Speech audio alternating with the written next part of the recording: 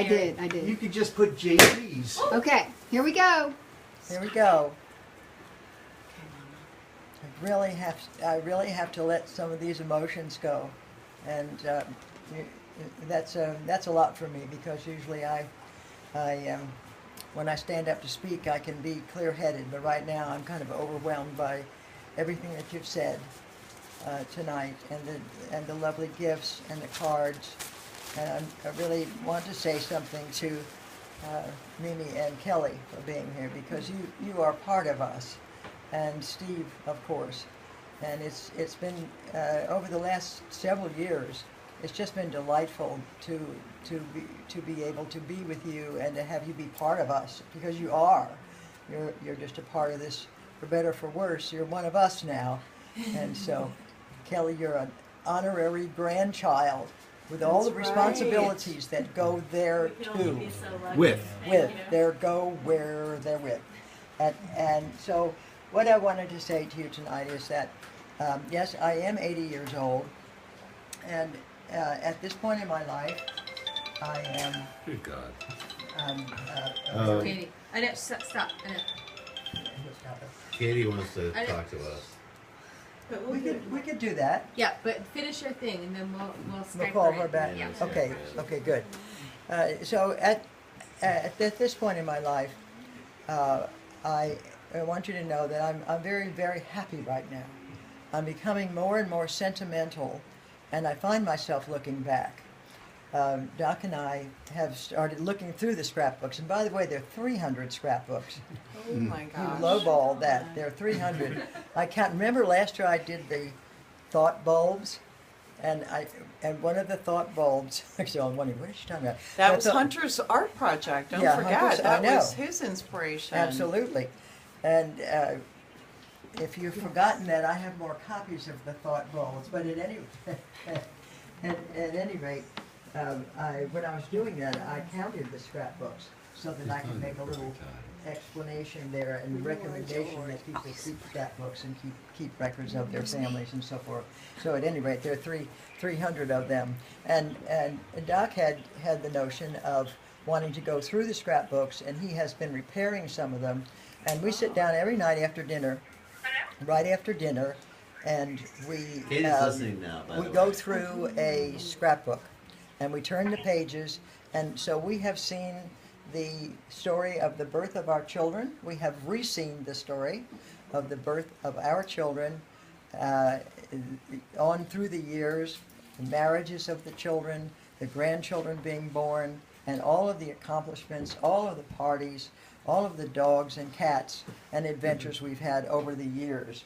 And that pulls me back, and it makes me just so thankful to have been a part of all of Me this. too. Yeah, absolutely. We, you will have, Frank and I were talking about the fact that some of you will have a lot more sophisticated ways, and you do have now, of keeping your memories, and do that. And you'll be able to keep track of them and to organize them so that you can better remember and locate your memories. But at any rate, it's a great thing to do. And so, looking back over 80 years, I want to tell you how grateful I am because of the fact that I have been a very fortunate person my whole life. Never been rich, except in families and experiences. But I had loving, caring parents who gave me every opportunity that a person could have. I had opportunities for education, and my mother was a teacher, and so she instilled in me the value of education, and that, I guess, is a wonderful gift that was given to me. So I had an opportunity to not only to go to college, but take a graduate degree and then another graduate degree, and that was a rare opportunity. I think often, really almost every day, you know, here's a secret. I take a bubble bath every morning. Never heard see your grandmother say that. I take a bubble bath every morning, and I get in that tub amid the bubbles, and I put my head back on a little pillow and I relax, and it's just a wonderful experience. And a part of that experience, though, is to say, how many people in the world live the way we do and the way I do? I have always had plenty to eat. I've had adequate clothes, no clothes horse. I have had adequate clothes. I've had a wonderful education. And I think about the millions of people in the world today, doing this day and every day, do not have electricity. You see the pictures of the little African children carrying beaten up jugs and plastic bottles full of water to their homes. They don't have running water. They don't have indoor plumbing. They don't have enough to eat. You see the pictures of the children, once again, usually in Africa, who have flies crawling all over their faces. And I think how fortunate I have been, and I just share that with you. I'm acutely aware of that every day of my life. And so I have had a wonderful education, wonderful educational opportunities. I was smart enough not to be a brilliant person, but to take advantage of them, and that's good. No, I don't believe that. No, and you continue to learn, and you continue to grow. I love to grow. Yeah. And in my career life, I've had an opportunity to be a teacher. And George is putting her toe in that water, and it's. Yeah, we had adjoining classrooms. At UVA, Doc and I both taught. I taught elementary school. I taught high school classes at night, and went on to teach for UVA in this area for 12 or 13 years, and then spent 3 decades of my life, as you know, working with young children in an extensive child development program that was aimed to benefit low to moderate income families with working parents. And so I have had the tremendous honor of playing that role in the community, loving the kids, just loving all the little babies.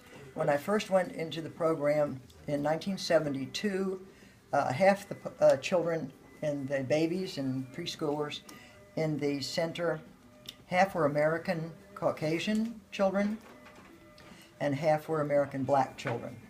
And over the years, as waves of immigration came to our country, we had such a varied population of children and such an exposure for me to all of the customs and the standards of people from all of these countries. At one time, I got a big head of steam up saying, well, we as a group, the teachers, should learn the languages of the people whom we're serving. And I kind of made an informal survey, and I realized that we would have to have learned 14 different languages and dialects in order to accomplish that goal. So we went back to English to prepare the children for being successful in the United States.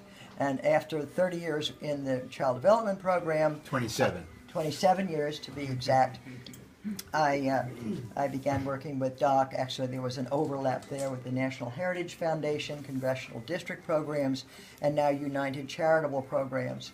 And of course, sharing that with Julie and Tick and Jan is a great blessing and a daily blessing. And we are through that organization touching the lives of people throughout the entire world, and that's just a great thing.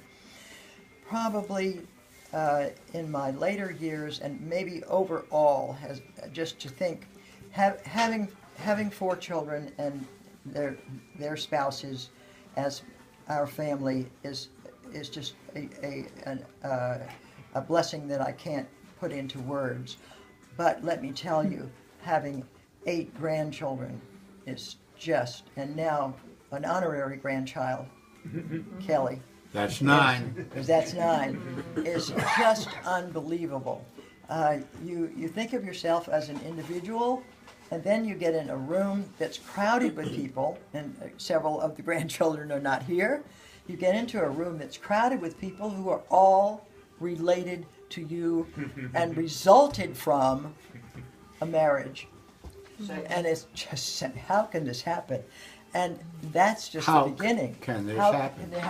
And think, all of you start having, grandchildren here. All of you start having children. Legitimately, Quickly. please, Not too Cody. quickly, please. In time when you can afford it and take care of them. It's just never ending. So Yeah. I am saying at 80 years of age, I am in excellent health. I'm as happy as I can be. I'm getting very sentimental, and I'm loving all of you more every day. Oh, Mom. Did you get